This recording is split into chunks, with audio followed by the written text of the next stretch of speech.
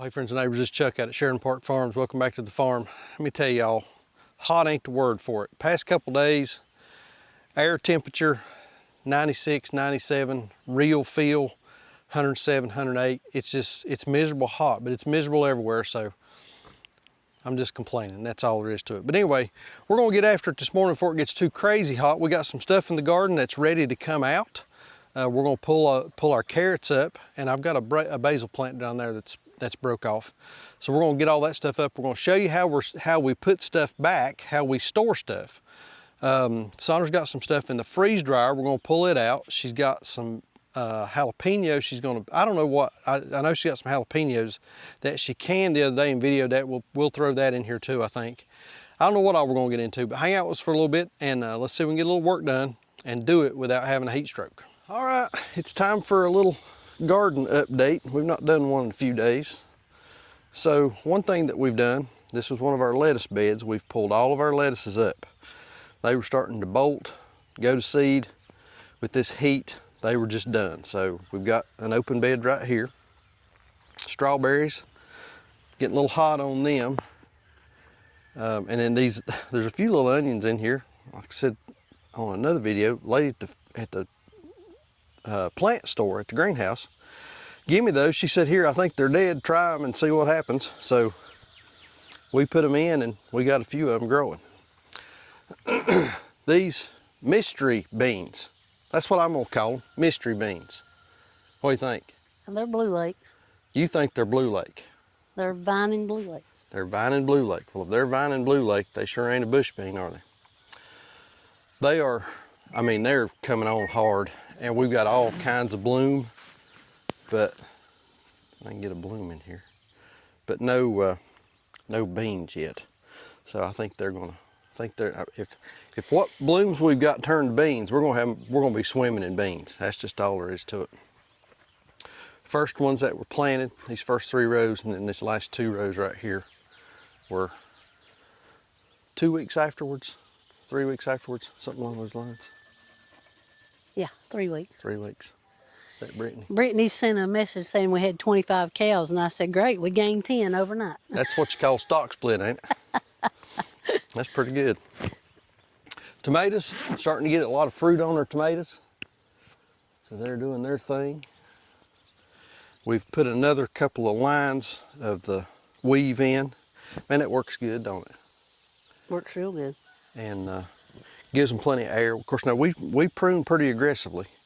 And we've got a couple, let me find one up here. These first ones right here are called Black Beauties, I think. Let me find one. And they're a real dark, where's them Black Beauties at? Right here. This row over here. Yeah, yeah. Real dark tomato.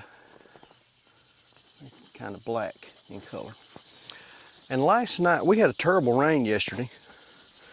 And one of my basil plants, it looks like somebody stepped on that thing, but Split right down the middle. split that thing right down the middle. So we're gonna pull this up after a while, and I'll show y'all what we're gonna do with it. Kind of looking forward to that, actually. We eat a lot of basil, don't we? We do. Yeah, we do a lot. A lot of basil, a lot of oregano. Yeah, some parsley. And then these are our October beans. They finally took off. Interesting, y'all. Now I'm not, all right, let me be careful how I say this. I am not pooing on one brand versus another brand.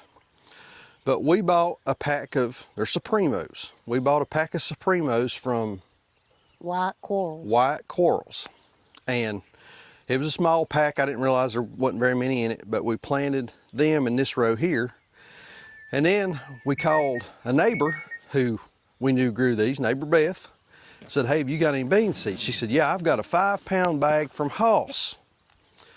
So we went over, borrowed Beth's 5-pound bag from Hoss. You couldn't tell we'd made a dent in that bag, could you? No. And so this first row right here is White Corals, and these second 2 rows are Hoss.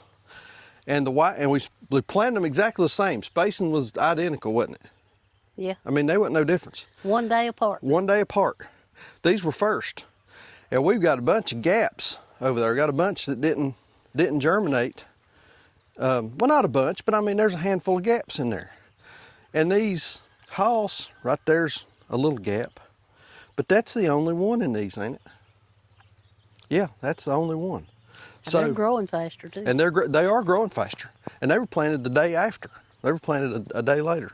So, like I say, I'm not pooing on a brand, I'm not pitching a brand, but I'll just tell y'all, the ones that came from hoss are doing better than the ones that came from white quarrels. And white quarrels, they're a North Carolina company. They're down in Garner, right outside of Raleigh. So yeah, they sell a lot. And they sell a lot. So anyway, this was another lettuce bed. We've pulled all of it up. We've got just a couple of okra plants. We didn't know how they would do, but we're getting some baby okras coming on. I don't know if you want to see those or not. Baby okras coming. That's a volunteer tomato back there in that one. Our potato vines are about done, so we'll probably dig those here in a day or two. But now, heck, the only thing green in there is that old pigweed, Sandra. Yeah. So one vine may be still okay. Yeah, they're ready to come up. Yeah, they're ready to come out. Got a baby okra here. Yeah, I was showing them there a minute ago some baby okra over on the other one. Let's see. Yeah, a little baby okra. And then you picked some peppers, and you done a little filming on pickling some jalapenos. Yep. I'll see if I can't drop that footage in here as part of this video in a few minutes. But our peppers are actually doing pretty good. We're getting a few peppers coming on. There's some. I was thinking about moving this tomato plant, but I'm afraid it'll kill it. Yeah. Get it away from these peppers. Yeah. You're not supposed to plant peppers and tomatoes together. Peppers and tomatoes together. That was a volunteer tomato plant right there, doing its own thing. We have pulled a bunch of onions. Looks like we got some more. Sandra pushed the tops over. I did that yesterday. So we'll give them a couple more days. Yeah, and then we'll pull them, and I've got a rack up in the shop that we put those on that you pulled the other day to dry. And you weaved them yesterday. Or braided them yesterday. They look good. I mean, I think they're and we had some big bulbs in that bunch, didn't we? Yeah. Some real good looking. We got some nice ones in here. Real good looking tomatoes. But here's what we're going to work on today. One of the things we're going to work on today. These are our carrots, and they are pretty much done. So we're going to pull them and tell them what all. What is it? I forgot. You're going to freeze dry them. Yeah. But what else we got to do to them? Well, we're going to top them here and take them up to the shop and clean them and dice them. Put them in the freezer, get them ready. Going to put them in the freezer. Get them ready to freeze dry. So they'll go in the freezer today. So we won't get to going in the freeze dryer today. We may. Because they're solid. If it was a liquid, then we'd wait at least 24 hours before we put them in the freeze dryer. Right. But since it's a solid, I think we'll be all right. Be okay to get them in there today. Okay, all right, good deal. All right, I'm gonna set the camera up, and we are gonna fascinate and entertain y'all for a few minutes. Yeah, buddy. I mean, we'll sell you the whole seat, but you're just gonna need the edge, ain't that right? We're gonna pull her transmitter went off. We're gonna pull some carrots. So let's get started. So put your carrots in this, throw your tops in the wheelbarrow, and here's your seat. Okay. Get the good seat, don't I? Oh.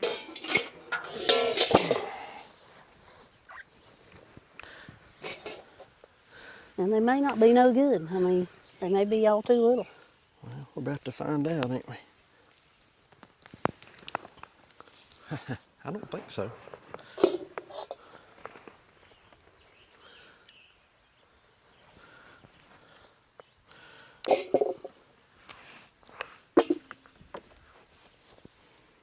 Try not to grab a pigweed. Yeah, that'll hurt.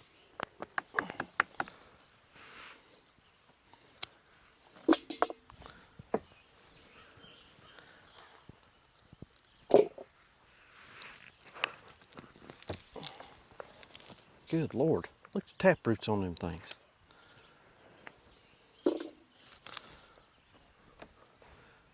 Now, can't you do something with the tops? I don't know what it would be. Look at that. Oh, that's a nice one. I'm getting these little old skinny, puny looking things over here. But they'll eat just as good, won't they? Boy. Oh man, look at that thing. I guess we should have thinned them. We should have thinned them, yeah.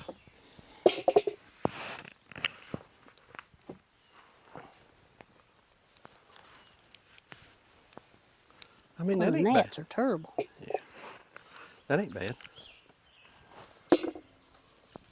They're not taking if they're not taking mineral, they don't need it. Yeah, they haven't. They touched it like probably 2 days ago, and they haven't since. Okay, yeah. They eat the kelp though every day. Yeah, that's fine. You know, it's expensive, but it's fine. It's fine. I don't want them. We've had such problems with, we take them off of it and they get the pink eye. Ew. Then you got that foolishness to deal with. So. What do you do for that? You're supposed to spray their eyes. So you're supposed to give penicillin antibiotics Yeah. to do that. But what we found, and other people say the same thing, as long as you keep them on kelp, they won't get pink eye. And it happened to us a couple years ago. I let the kelp run out and didn't get any back. Yeah. And they got the pink eye. Every one of them. Oh. And what happens is, they say they get it from, they can pick it up by walking through tall grass and getting bacteria off of those seed heads in their eye. Yeah. Well, pink eye is highly contagious. Well, the problem with cows, you get one cow gets pink eye, they got all them flies on their face. Yep. So flies pick it up on their feet from one cow, they go over and land on another cow. Before you know it, the whole crowd's gone. It's awful. So pink eyes and it can cause them to go blind. Eventually, they can go blind from it.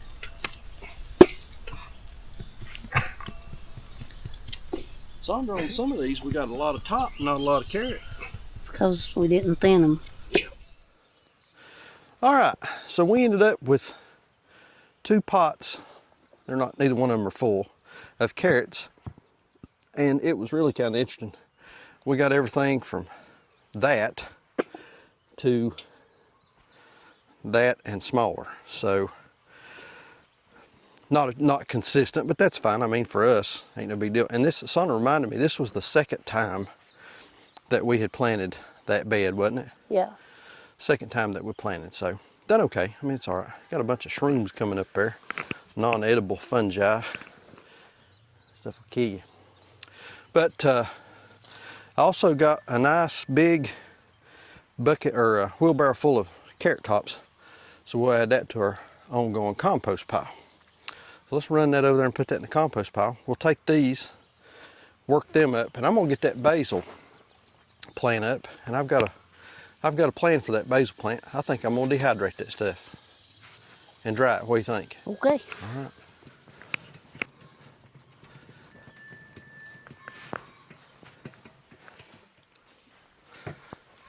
Ouch.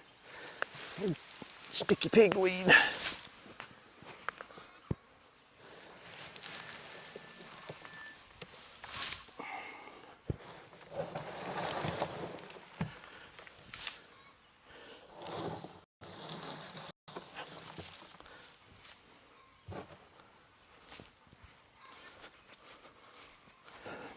This is my little compost bin, and we've been putting, I tell y'all, we put garden waste, I've put grass clippings, we've cleaned out brooders, put shavings from brooders in here, and kitchen scraps, did I say kitchen scraps? Kitchen scraps. And we've had a couple of chickens to die, and we buried them in here. And a little bit of the problem that I'm running into is the dogs are wanting to come down here and dig through, they want to dig through the edges of the pallets. I need to get me some chicken wire or something and put on there to keep them out, because they smell all the stinky and food scraps and that kind of stuff. I want to get to it, but it's fine. I don't care. Ain't no big deal. It's a compost pile.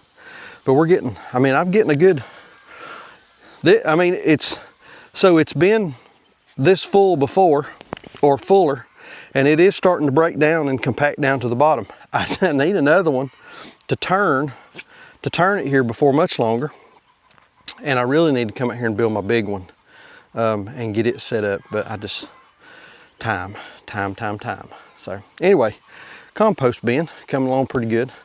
Let's tell you what, I'm gonna pull that basil plant up, put it here in the wheelbarrow, and we'll take it up to the shop. Sondra's already took her. She done took her carrots up there, so we'll get that basil and get it started. I don't know if it was that storm we had come through yesterday or what happened, but this thing is split. I mean, it's, you know, all the limbs are split off of it. Let's see here. I mean, there's a couple at the bottom that are not. Let's see if we can't save them. So we'll just cut these pieces off that are split off and save those if we can. See what's left of it. So that's what's going to be left of it. That one, no, that one's okay. I'm gonna leave the rest of it and just see what it does. I'm gonna pull these little buds off on it.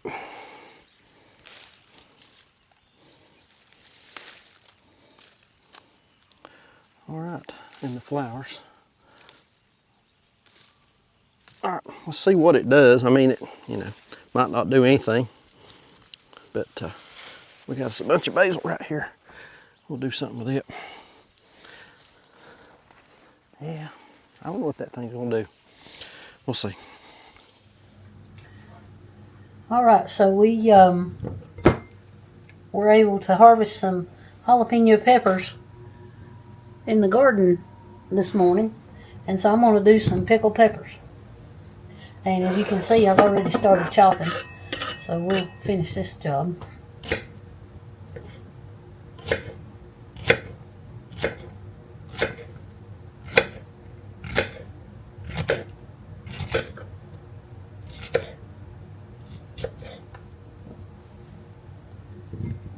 And, you know, some people wear gloves when they do this. I don't really worry about it.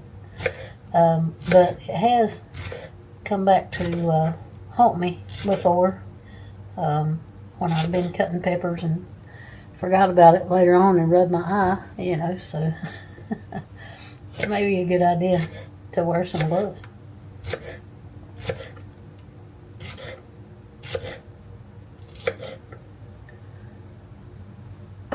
Okay.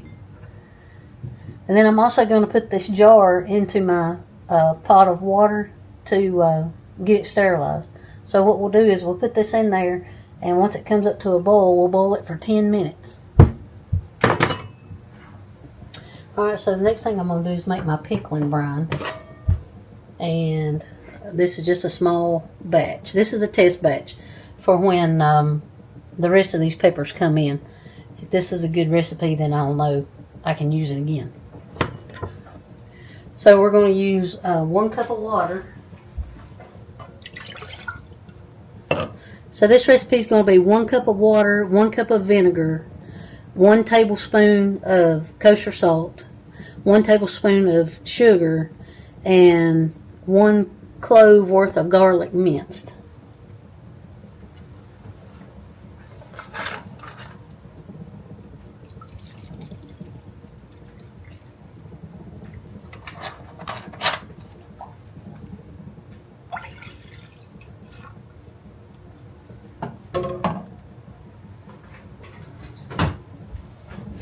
And now the recipe calls for pickling or canning salt, but I'm using kosher salt.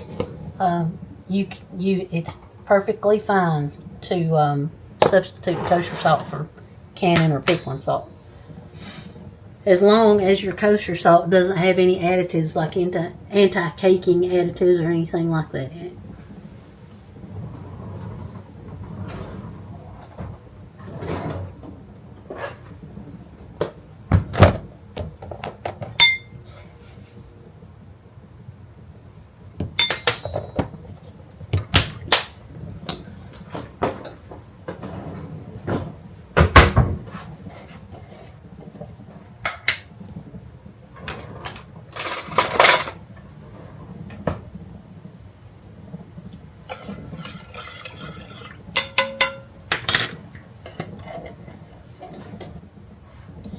Okay, so I'm going to put this on the stove and let it come up to a boil also.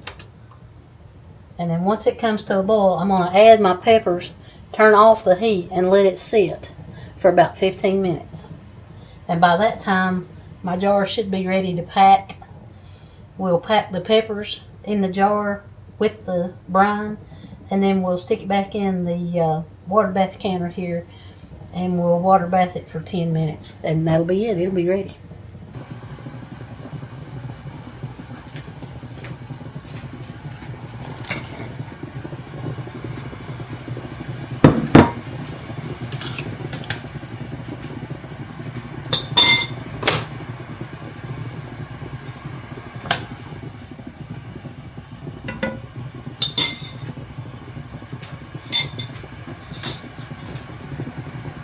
Alright, so I'm going to set this off the heat, and we're going to let it sit and think about it for about 15 minutes.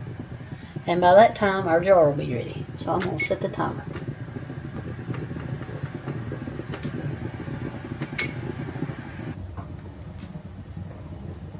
Okay, so we're ready here to fill our jar here. I'm going to take this out and drain it.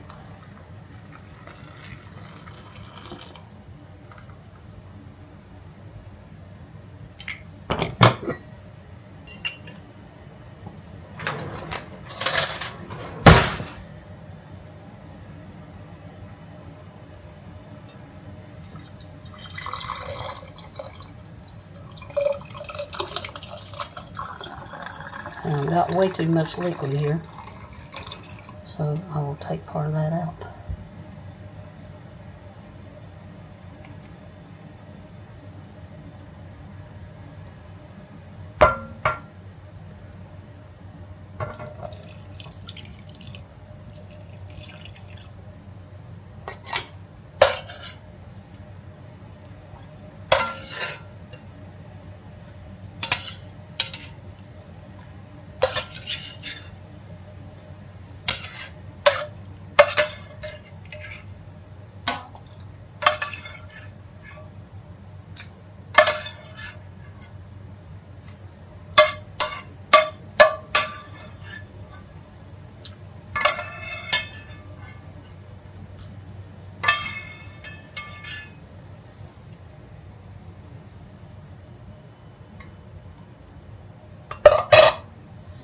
I'm going to drain a little more of this liquid.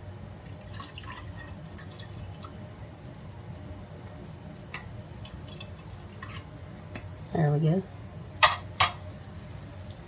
And I'll wipe off the rim of this jar here.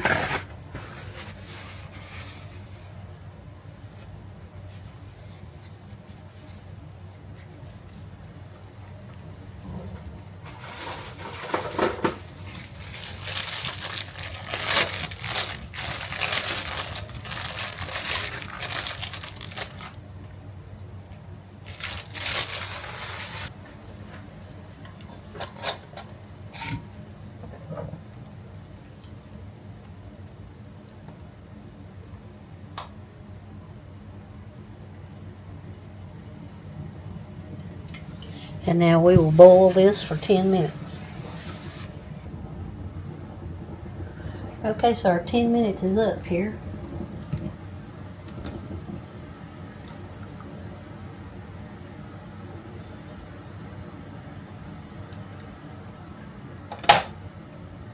And I'm going to turn this over.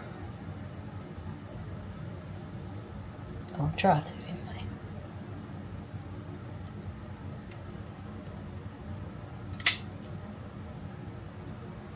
And we'll just let this sit. I've got to run to the grocery, so when I get back I'll flip it over and we'll see how it does.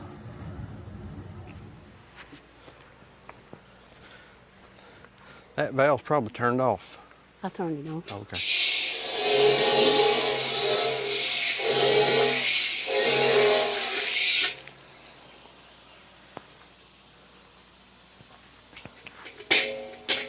Will you hold this one?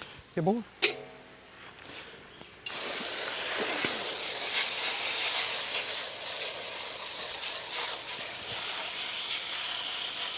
So you don't- I'll just put them in that one.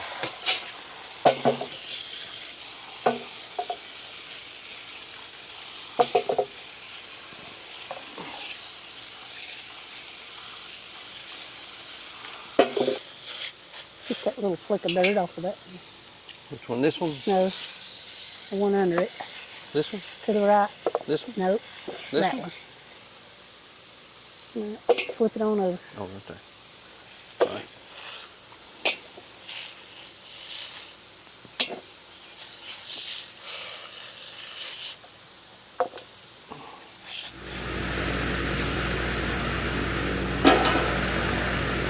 Hard, y'all. They know it's got her project, and I've got mine. That's a number.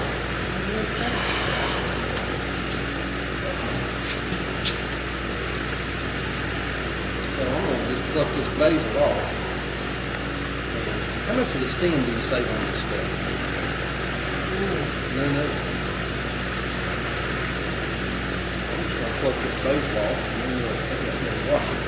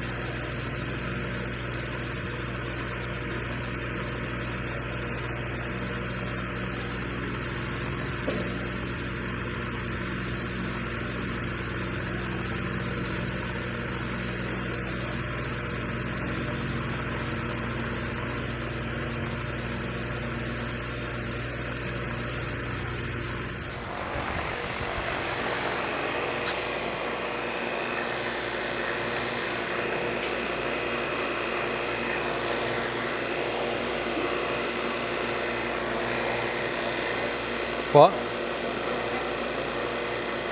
No, it's fine.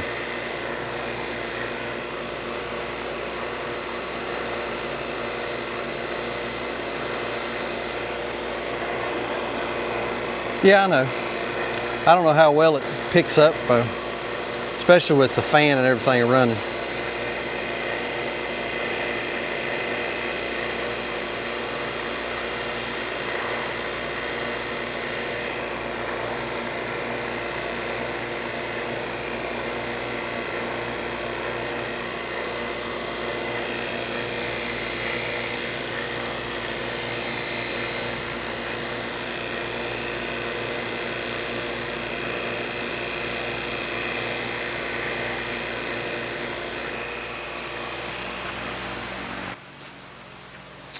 All right, we're going to dehydrate our basil. And this is a little dehydrator that we bought last year to do some apples on. And I don't know that I ever done them. So what we'll do is we'll just take our basil and we'll arrange it on these little shelves. Get them out here. And then we'll set our dehydrator time and temperature. See how this turns out.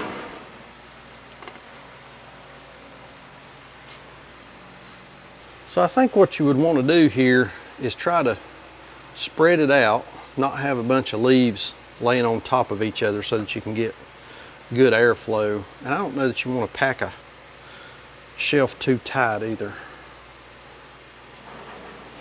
So there's one.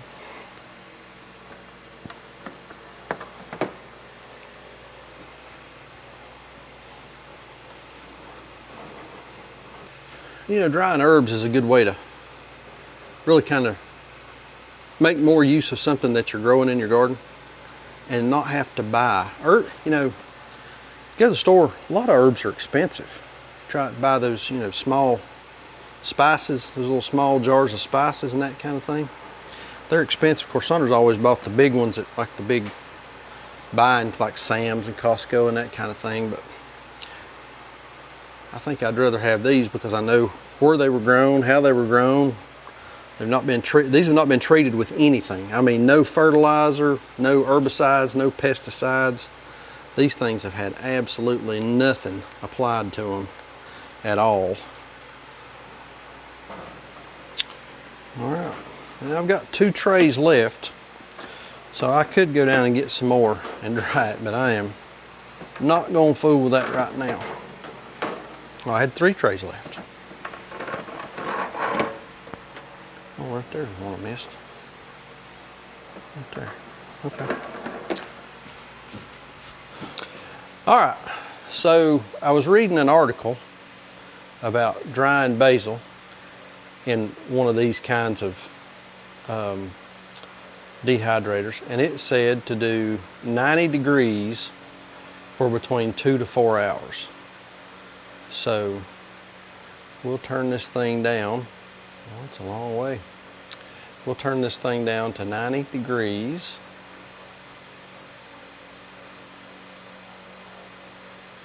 Yeah, I think we will.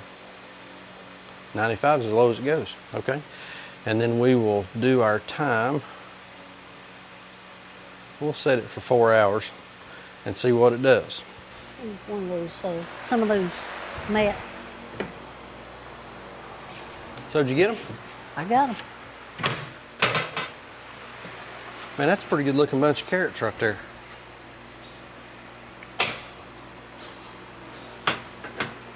That ain't bad at all for a little old raised bed. So what you doing? So what goes next? You're gonna chop them up. Well, I'm gonna just round them here and put them on the trays.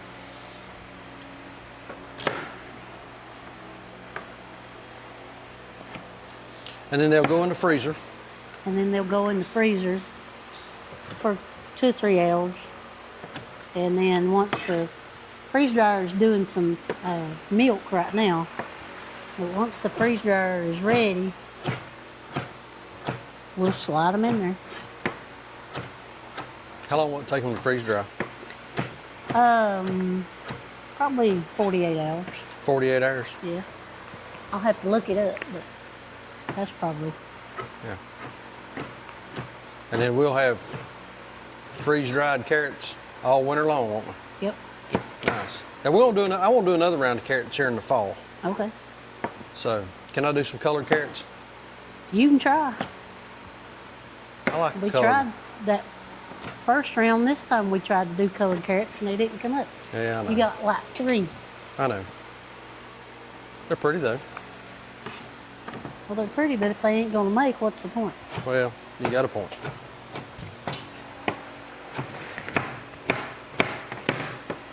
So we're gonna give all these carrot peelings to the chickens. Oh yeah, they'll love it. Okay. Well, I'm gonna put this basil in there with it. Is that all right? Yep. They'll mess with it too, won't they? Yep. We'll take that and give that to chickens after a while.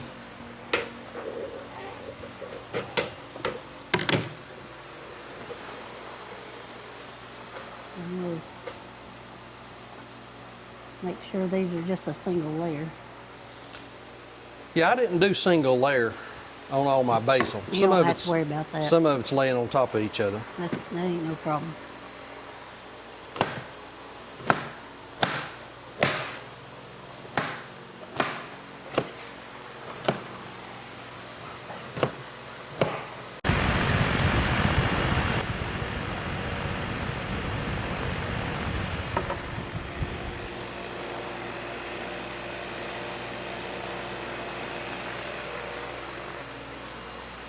You get the door for me? Yep.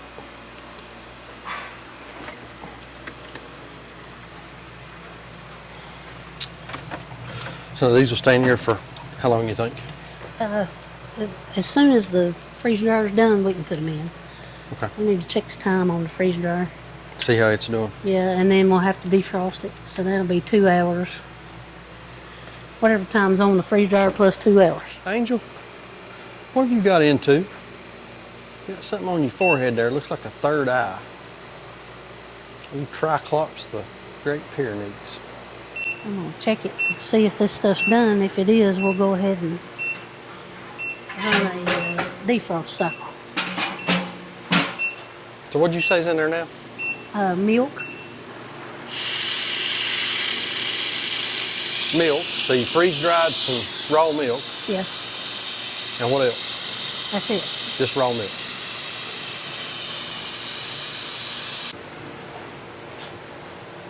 Yeah, so this is done. So what I'm gonna do is hit the warm tray button, and that's gonna warm these trays so that when I take them out, the contents will be warm. If you bring something cold out into the atmosphere, it's gonna absorb moisture. So this thing will heat the trays and get whatever's in them warm, so when you bring them out, they won't absorb any moisture. Gotcha. So we'll warm these trays for a couple hours, get this stuff out, run a defrost cycle, which is 2 hours, and then we'll be ready to go. So on this milk, this was raw milk, Yeah. and you just poured it into those trays, Yep. like what you put the carrots in, Yep. put it in the freezer, Yep. froze it, and then put it in this thing, and it ran it for It's run it for about 48 hours. about 48 hours. But we had a power outage yesterday for a couple hours, so it reset itself and started all over again. Yeah, So that's why I was able to stop it in the middle. And because it had already been through a cycle. yeah, Yeah. And then you'll take this out. We'll show them what you're going to do with it, but you'll take this out, put it in the blender, right? Food Turn it into processor. powder. Turn it into powder, and put it in some mason jars. and then we'll just have We'll have powdered milk. powdered milk. How about that? Ain't that crazy? The reason we're doing this is because our cow is drying up. Yeah, our source, Our source dried up. Our source dried up. Yeah, they were going to let their cow dry off and not freshen it back up till later in the fall. Well, they're going to pregnate her and they have another baby later in the fall. So, but this is what's the brand on these? Stay fresh. Stay Fresh. This is Stay Fresh. These are not the ones that you get at the box stores. We ordered this directly from Stay Fresh, and there was a couple of reasons that Sandra ordered it, and I'll let her talk about that here in a little bit. But if you're looking for a freeze dryer, you know, these things ain't cheap. I'll put a link in the description down below where we got this from, and if you're interested, use that affiliate link and go over there and pick you one of them up. Great way to freeze dry about anything, ain't it? Yeah, you can freeze dry just about anything, except for salad dressing. Yeah, stuff with a lot of fat in it don't freeze dry well, but anyway, just another way of putting stuff back.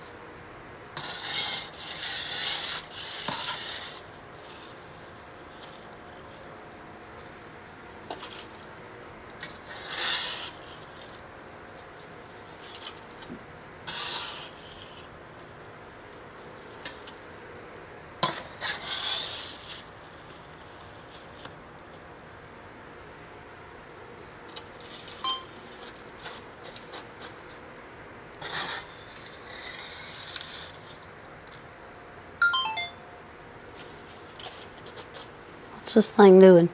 I'm trying to make sure it's full. It's a little red. Okay, I got you.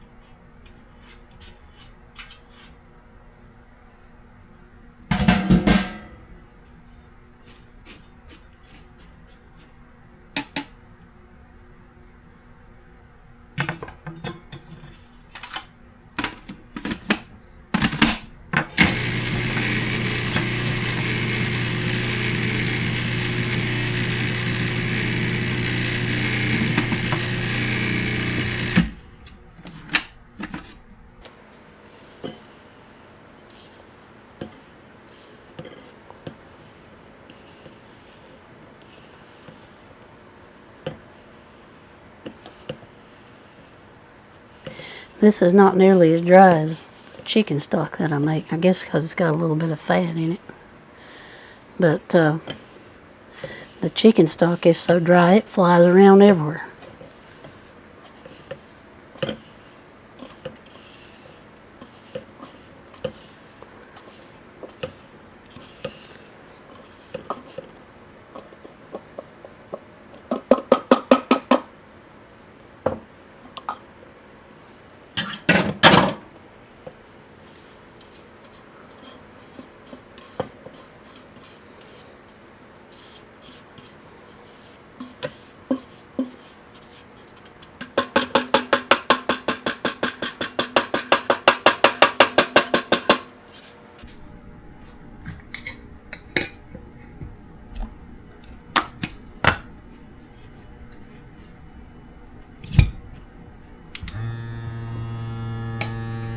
I'll run this thing till it sounds like it's done. It usually takes for a full jar, I'll run it at least 30 seconds.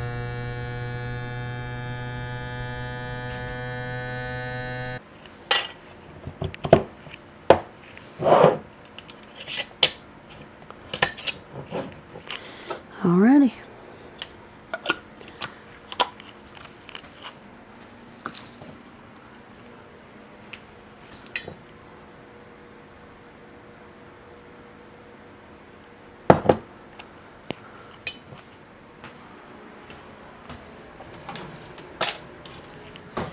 There's our gallon and a half of freeze-dried milk. Did your defrost get done? Yep, I'm gonna pull it out here and dry it up and get it ready and start the carrots. When I pull this out, there's gonna be this big tube of ice come out. Big tube of ice. Oh, good Lord. Well, all right then.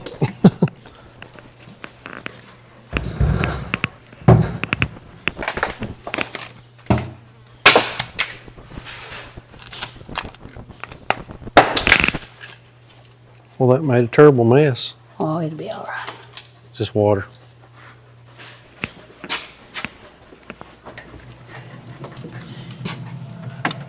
I believe we're froze. You think? Yeah. Got them? Yep. I'll shut your door.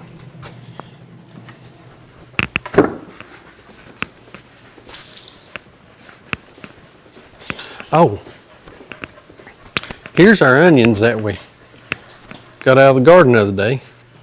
Sandra brushed them off and braided them, and they're just hanging up here in the shop. And I usually keep that fan on over there, blowing air this direction to kind of cure them. But they're curing okay, ain't they, Sandra? They're doing all right. They're doing okay. We really need us a good root cellar is what we need. You wouldn't know anybody that could dig us one, do you? Well, I've got the machine to dig us one. It's just laying the block I'm not the expert at.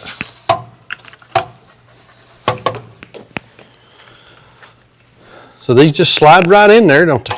Mm-hmm.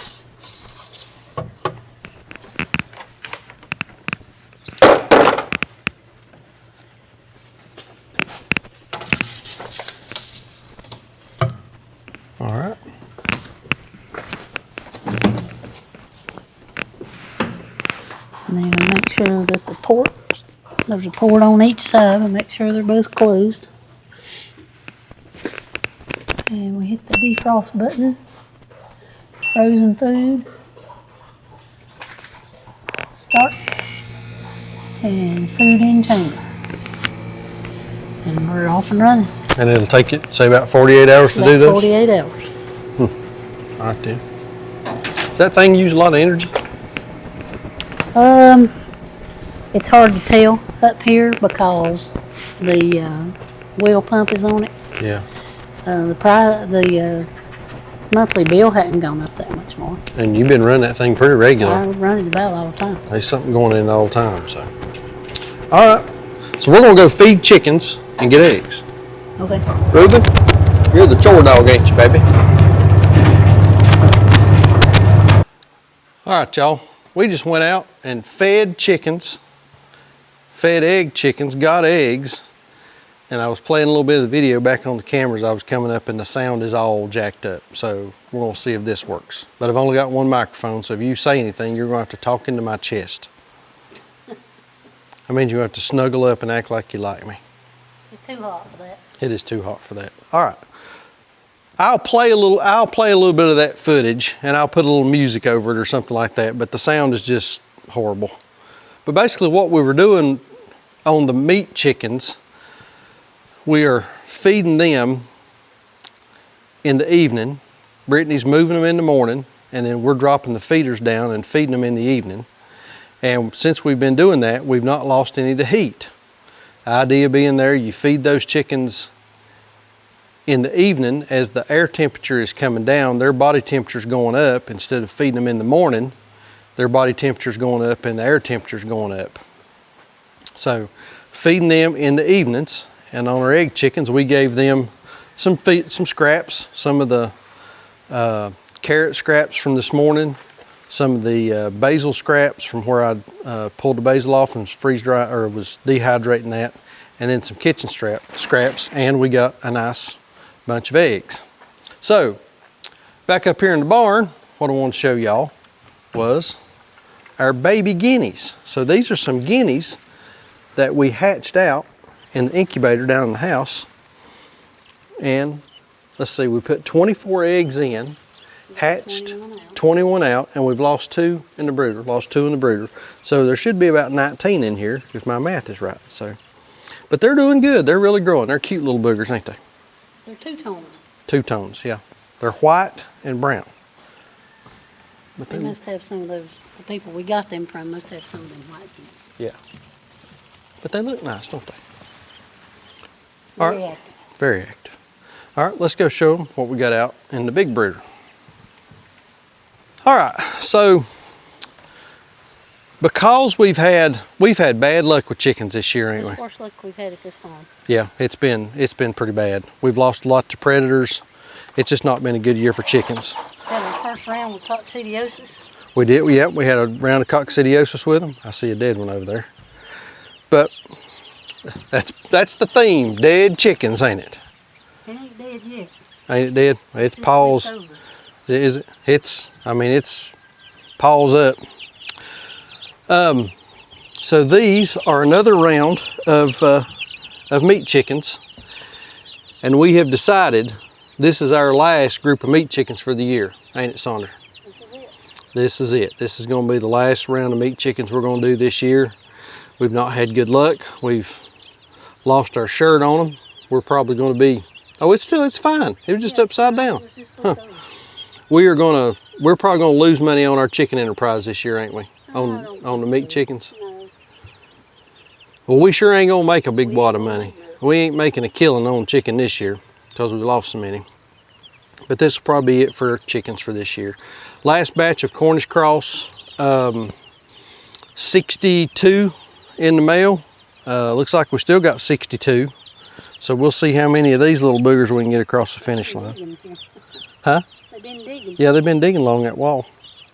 We'll see how many of these little boogers we can get across the finish line. I don't know. Very disappointing this year on chickens. But they are cute, ain't they?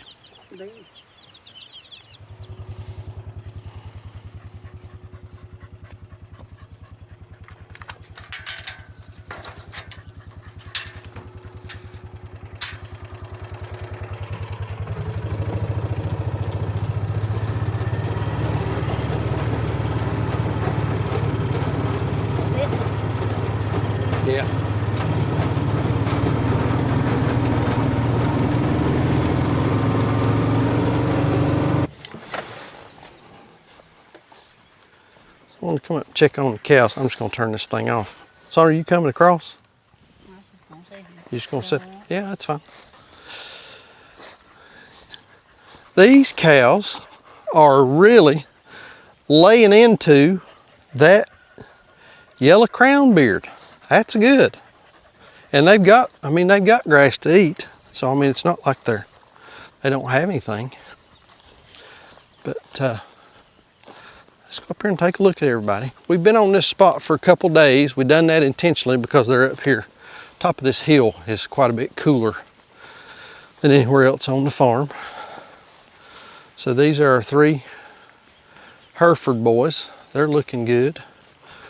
That big old cow right there, she's been rolling in the mud. There's Harry. You can pick him out.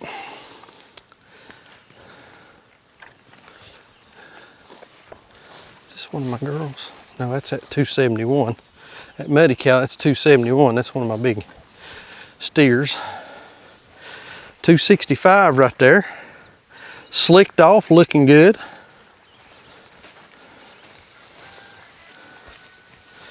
$340. She's always been kind of puny looking. So let's see. 1, 2, 3, 4, 5, 6, 7, 8, 9, 10, 11, 12, 13, 15. We're all here.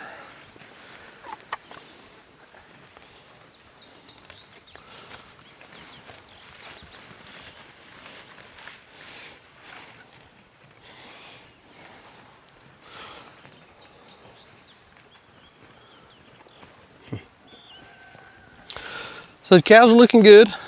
We'll probably move them tomorrow. They'll go back here. Y'all can't see it from here. They'll go back there in a little field up behind the shop tomorrow.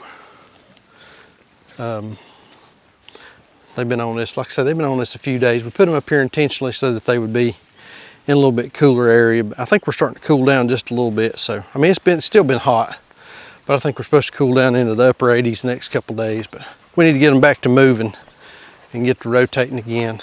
Get them out of that mud that they've got up there. Because that one right there, 271, he's just been laying in it. But it is encouraging to see him out grazing this afternoon. We'll get them moved tomorrow, but everybody's looking pretty good. Hoping Harry's done his job. He's been in here for a little over 21 days now, so all the females should have cycled. We're gonna run another 21 days and just make sure he's got plenty of time to cover everybody.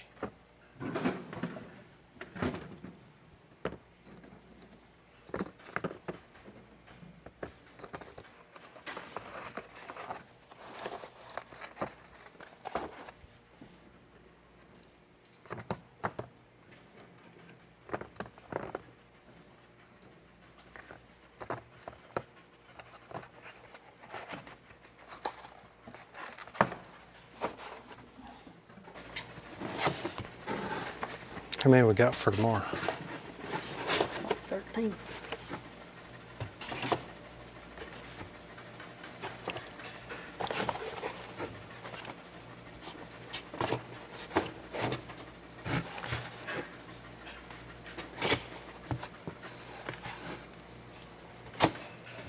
$13? Yep. So that's what, $78 worth of eggs? All right. All right, thing for the day, market tomorrow. So we got the trailer hooked up, plugged up, ready to go. Saunders got to restock a few things. Just a couple things. Saunders got to restock a few things, and then we'll, in the morning, all we'll have to do just be unplug, throw the plug up in the trailer, take off and go, and we'll be ready to roll in the morning. And I may do a little bit of recording tomorrow at the market, do a little market video. I don't think we've done one of those this year. So we may do a little recording at the market tomorrow. Tomorrow is Clemens, Saturday. That's our sort of cornerstone market for what we do. It's the big market that we usually have good luck at. We'll see how tomorrow goes. Last week was okay. Week before was kind of off. It's sort of hot, and customers weren't coming out all that well. So we'll see how that goes. I will do a special video for our friends over on Patreon that support us over there. where we go over all of the numbers. We'll talk about how much of each product we sold and how what the dollar figure was, total sales, all that kind of stuff. So if that's something you're interested in and you'd like to see that kind of stuff, we do a little bit of extra things. We do a few extra things over on Patreon for the folks that support us over there. If you support us on Patreon, that money goes to camera equipment and sound equipment. I had a little trouble with my sound earlier today, but that money that we get over there, every bit of it goes back into production costs for putting these videos out, computers and that sort of stuff. Doing YouTube videos is really, it's kind of expensive once you get into it and get rolling. Yeah, you can do it with just a camera or with just a phone, but to get good quality, you've got to buy a little bit, you got to invest a little bit in some cameras and sound equipment and software and that kind of thing. So that's what that money goes towards. The folks that support us on Patreon, we try to release videos early. We try to give you some behind the scenes stuff, kind of like the money, the dollar figure on what product sells for and that sort of stuff. And then also we got some freebies. But if you'd like to join us on Patreon, I'll post a link in the description down below. We also use it to answer questions. We get so many comments and questions and things, text, emails, and that kind of stuff. If you leave us a message over there, I promise you I'll get to you and I'll answer your question over there on Patreon. So, market tomorrow. You know, markets are important, especially starting out. I was talking to a farmer, I guess it was last week, and they were talking about they had changed up an enterprise. They were doing one enterprise and then they swapped up another one so that they could build their markets. They didn't have good luck with that first product, so they had changed up. And sometimes you got to do that. You got to change products and do stuff a little differently to build your market. But the important thing is that you are building a market. You know, we get out here and we move chickens and gather eggs and raise cows, and you know, we've done pigs in the past. And you know, in order to do that, you got to have a customer to sell that stuff to. And so you've got to get out and market yourself and put yourself out there and talk about what you're doing. And sometimes that involves going to farmers markets and building a customer base. And we're to the point now that, you know, I mentioned on the last video, we're going to build an on-farm store because we're getting so many folks that are coming up here to the farm and purchasing and buying wholes and halves, and we want to have a nice outlet for them to be able to pick their product up and to come and buy and shop and that sort of thing. So we've decided to build a store, and like I said, we're going to be doing that in conjunction with the Timber Frame and Learning Center of Western North Carolina. I'll leave their link in the description down below if you'd like to come and join us out there and learn to do some timber frame and help us build our store. We'd love to have you. I know it's short notice. That class is going to be the third week in July. I think it's the 21st through the 26th or something like that. I'll leave a link in the description down below if you'd like to sign up over there and come and join us. Beautiful Western North Carolina. Western North Carolina is a great place to be this time of year. Yeah, it's a little bit cooler than some spots, but it's still hot. But I think we'll have a good time. Friend Dan Flynn is going to be running that school. I'm not sure, he's got some other instructors coming. I'm not sure who all's coming. So we're excited to be involved in that and get Dan to help us build a store. So I think I'm gonna go to the house and get some supper. It's hot, time to cool off. Like I always say, please keep us in your prayers and may God bless you and your families. We'll see you on the next video. Thanks.